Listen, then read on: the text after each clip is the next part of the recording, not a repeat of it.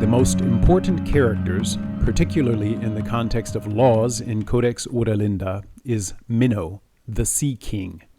Sea King was the title given to those who commanded naval expeditions for trade or warfare in the culture of Fryas land. Another title was Witking, White King, in which the word Viking is easy to discern, calling into question the vague etymologies for this term suggested by linguists.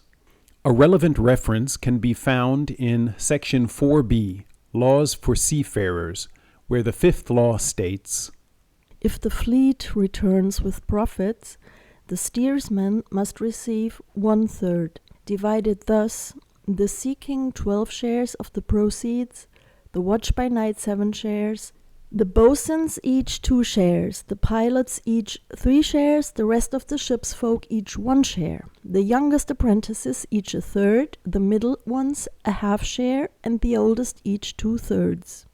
The same excerpt reads thus in the original Fryas, with the word WIT.KÉNING appearing at the start of the second sentence.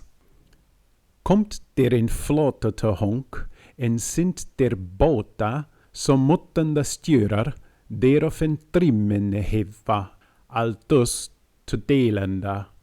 Die WIT.KÉNING, 12 menestela, die skolte by nacht, siugondela, da botmana ek 2 dela, die skipron ek 3 dela, det åreskippersfolk ek 1 del, da jongste prenter ek en trimnet, da middelosta ek en halfdel, en de aldeste ek en tweetnat.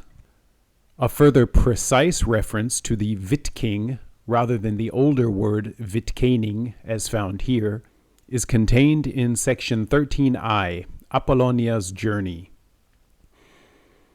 Minno was such a Viking, or Sea King, whose most famous deed was his bringing of laws to the oppressed folk of Crete. A relationship is thus suggested between Minno and the mythical king Minos of Crete, author of the Cretan constitution and founder of its naval supremacy, according to Wikipedia. Minno would have arrived in Crete during what was later coined the Middle Minoan period. From his writings, we have not only the aforesaid laws for seafarers, found in section 4b, but also the description of the eternal principle Eva, which is the term used for permanent laws, as discussed in my last video.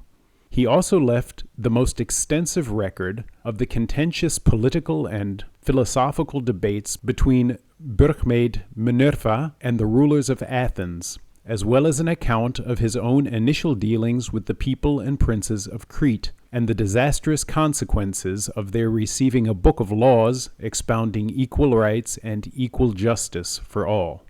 Born on the banks of the Linde, in modern-day Friesland, Minno is said, after all his wanderings, to have had the good fortune to pass away at the Burg of Lindaheim in the same region. I'll conclude with the short opinion he left behind concerning laws and the unique position of the Frya people as a law-based society, from Codex Oeralinda, section 4d. At times in my youth, I griped about the constraints of the laws. Later, I often thanked Frya for her tess and our ancestors for the laws that were established upon it. Vralda, or All-Feeder, has given me many years. Over many lands and seas have I traveled, and by all that I have seen, I am convinced that we alone are privileged by the Provider to have laws. Leida's folk can neither make nor abide by laws. They are too dim and wild for that. Many of Finda's tribes are clever enough, but they are greedy, haughty, false, unchaste, and murderous.